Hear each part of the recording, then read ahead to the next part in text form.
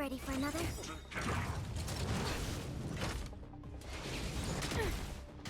Enemy targets detected. Enemy data secured. Net markers activated. Time for a good old counterattack.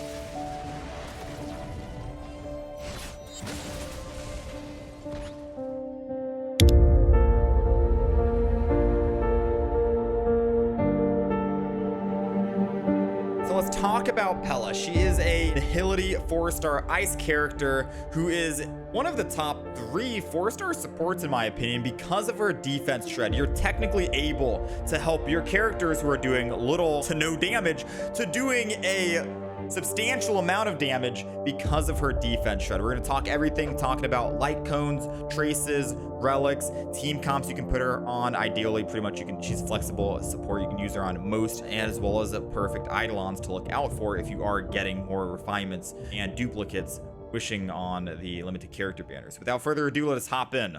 We're going to talk light cones for Pela. We're going to talk about what you should use. This might come off as a surprise to many of you guys because normally I always try to recommend the 5-star light cones for different paths and whatnot. However, I don't think Walt's light cone is going to be good for Pela, and this is the reason why, right? You're increasing the wearer's damage to debuffed enemies by 24%. That's good. However, when the wearer uses their skill, aka their E ability, the one that removes the debuff, the effect hit for that attack increases by 18%. You don't need that effect hit on Pela because she already has the guaranteed. You're removing a buff straight up and then dealing ice damage. That's it. It's not like your ultimate where you have a 100% base chance and then the enemy is able to resist it based off of their effect resist, right? And then you got to build effect hit. No, it's only for the skill ability. There is text right there that tells you. I know that might seem a little bit confusing because you think that her ultimate might also count as part of her skill. But if we take a look at text here, it says when the user uses their skill, the effect hit for the attack increases. If you take a look at Genuine's light cone, increases the wearer's skill and ultimate. There's 2 different words for this. You got to be on the lookout. It doesn't say anything about the ult. It says the skill. I know how confusing that can be, especially because when you do look at characters and you see, oh, well, this is a skill tab. All of these are considered skills. It still categorizes them as skill and ultimate. So we have, like I said, we're back again. We have 80 energy. We have the light cone after using a skill.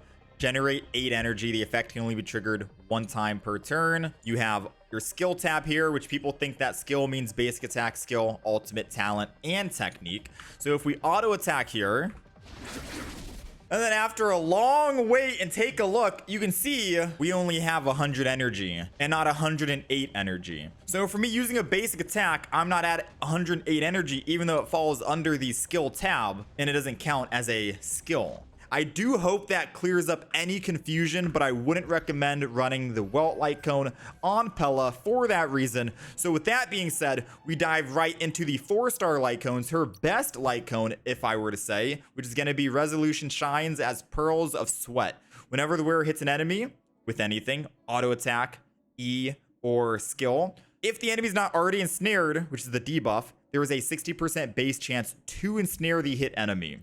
Ensnared enemies' defense will be decreased by 12%. So you're able to stack 12% defense with Pearls of Sweat.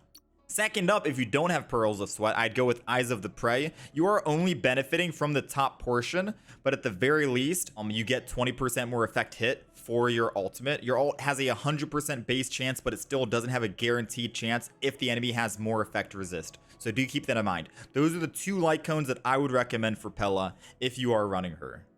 All right, anyways, let's quickly move over to the traces here and what to prioritize and what to level up. First and foremost, you're going to use her ult. That's basically how she's going to consistently shred defense from the enemy. When exposed, enemies' defense is reduced by 33% for 2 turns. That percentage will keep increasing as long as you keep leveling up her ultimate. Now, do keep this in mind. You have a 100% base chance to inflict exposed on all enemies. This is not a guaranteed chance. The enemy is able to resist this if the more effect resist they have. So you are going to want to build effect hit rate. We're going to talk about that a little bit later on once we dive into the relics. But make sure you focus on your ultimate, level that talent up or trace first. After that, focus on your talent, the data collecting. So what this basically means is more energy for Pela. If the enemy is debuffed, which most likely they will be, after Pela attacks, Pela will restore X amount of extra energy. Really good as another trace to upgrade.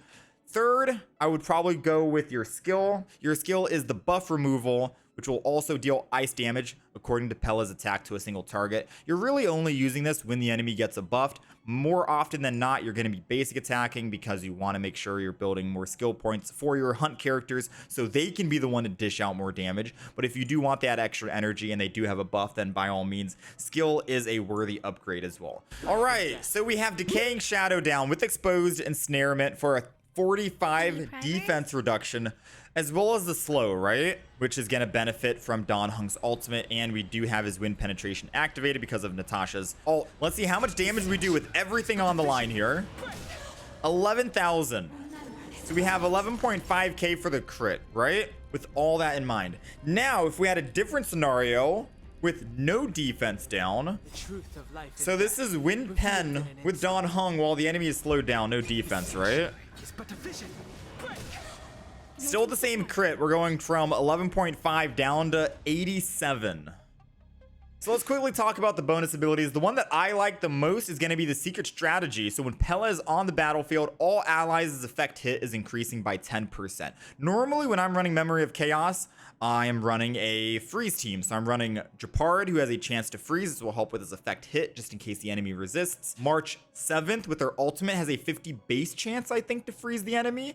More effect hit, which is very nice, just in case they end up resisting. So you can also run this in like other Nihility team comps as well. And it also increases her own effect hit, which will also benefit her ultimate. So overall, very good bonus ability to get. Highly recommend if you guys are running Pela. Next up, we have two other ones here that are kind of just for damage sake. The bonus ability Bash, 20% more damage to debuffed enemies. Like 8 times out of 10, they will be debuffed, so might as well get that just to keep doing additional damage. You'd be surprised with the amount of damage Pela could probably dish out alongside your other DPS, your hunt character. And then last but not least, we go Wipeout. So using your skill to remove buffs will also increase the damage of the next attack by 20%. Like I said, you're not really using your skill too often. You're mainly just going to be prioritizing that so you can remove a buff from the enemy. When that buff appears, you're going to be using your basic attack more often than not, so you can save those skill points, generate more back, so your hunt character can maximize their gains as best as possible. So let's dive into relics here for Pela. We have a lot of things that I want to recommend and talk about first of all,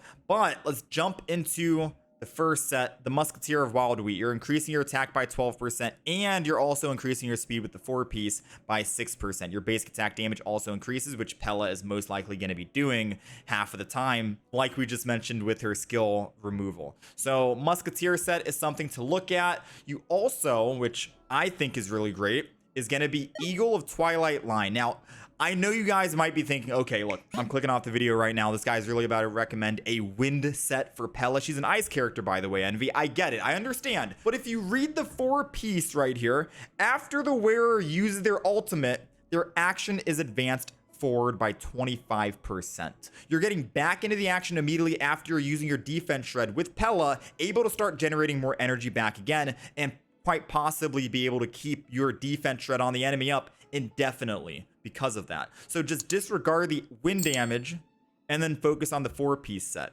Yes?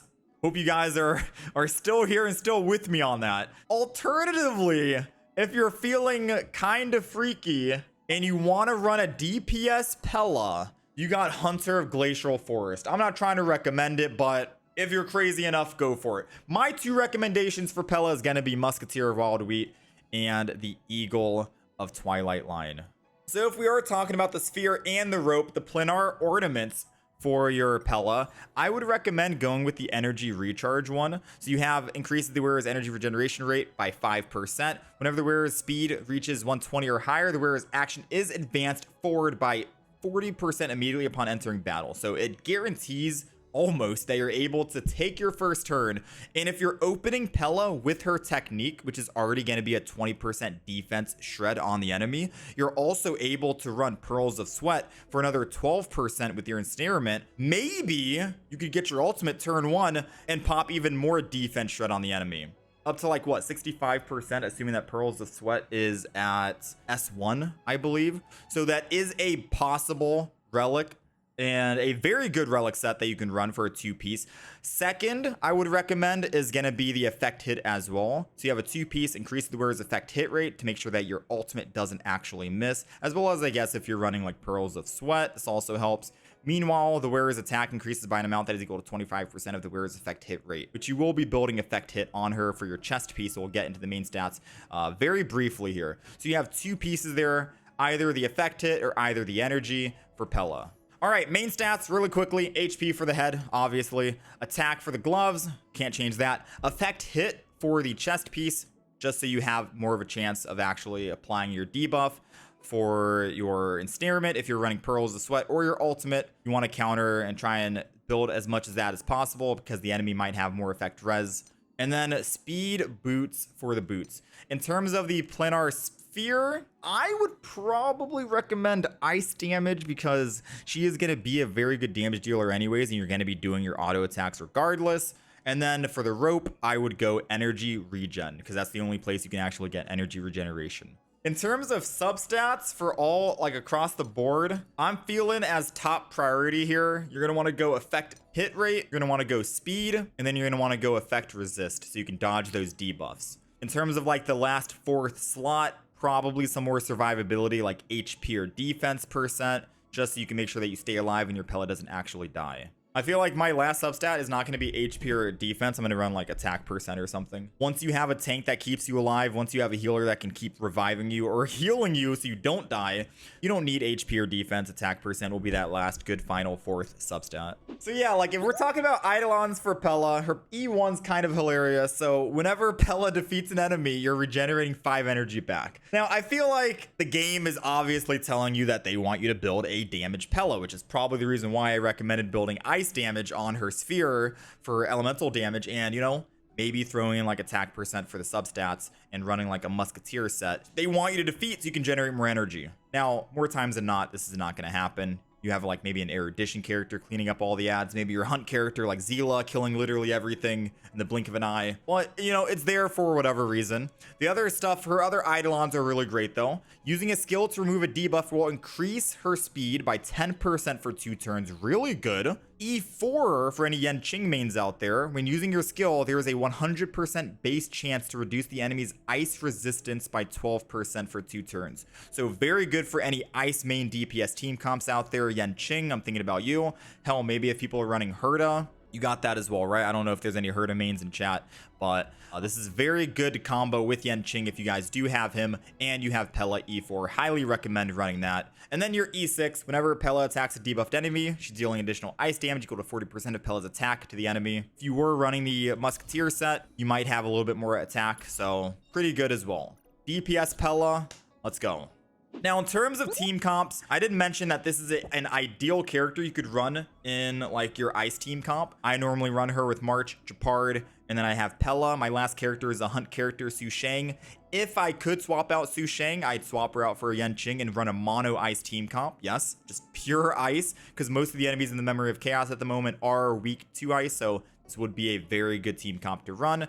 If you don't want to do that, you could still just run Yenching and Pela together with like maybe fire main character Natasha. You got your heal, you got your shield. Maybe swap out Natasha for Bailu so you have multiple elements going on. Ice, fire, electric, whatever. She's a character that you can run in pretty much 9 out of 10 of your team comps. You're reducing defense from the enemy, you know? So if you want to do more damage, bring Pela, reduce the enemy's defense, dish out more damage, clear Memory of Chaos a lot sooner, get those stars.